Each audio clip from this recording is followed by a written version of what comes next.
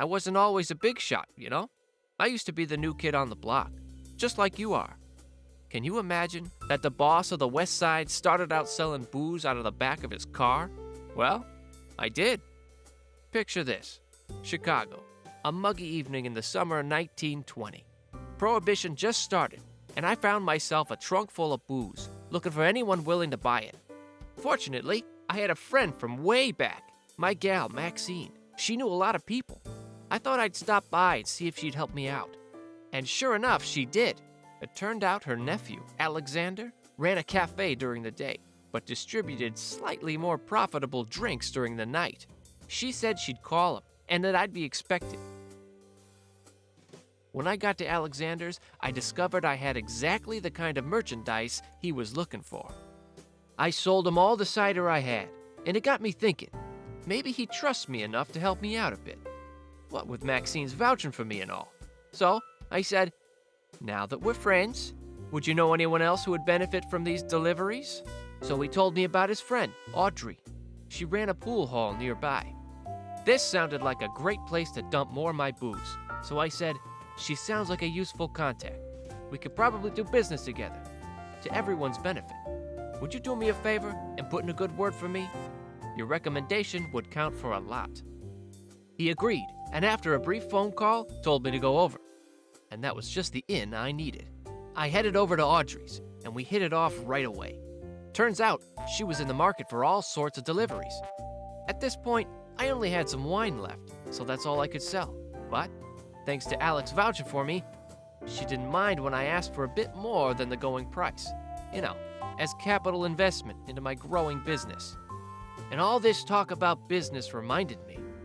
My brother Fred had been wanting to talk about some kind of deal he'd cooked up.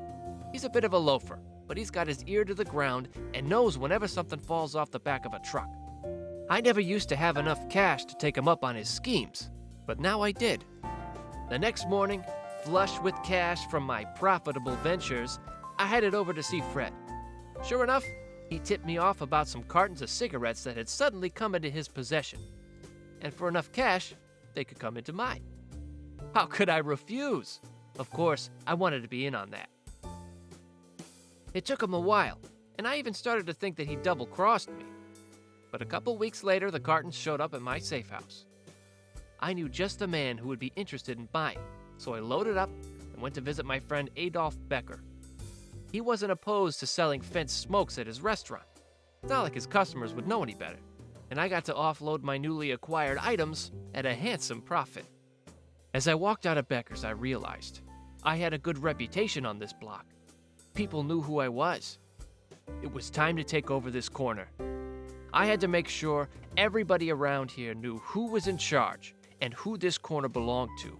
So I went back to Becker's and said, hey, I need you to do me a favor. I'm going to strong-arm a few locals and offer my protection. And I want you to collect their donations for me. Becker was game, and soon enough my outfit was running the corner.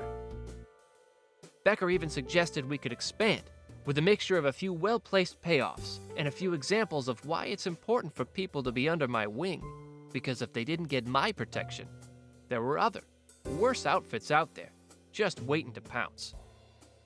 Before they knew it, I had the whole neighborhood tied up, and then it was time for a bit of the old quid pro quo. I gave them my protection, and they gave me their cash. And if anyone tried to decline, they quickly learned about the misfortunes I was protecting them from. And once you have money and territory, you can start hiring associates. Becker introduced me to my first associate. It was his cousin, Chester. He was a good kid, quiet, but God rest his soul, he was not a fighter. I should have known better, but I hired him anyway. I needed people. We were doing well. Booze was flowing, money was rolling in, and things were on the up and up.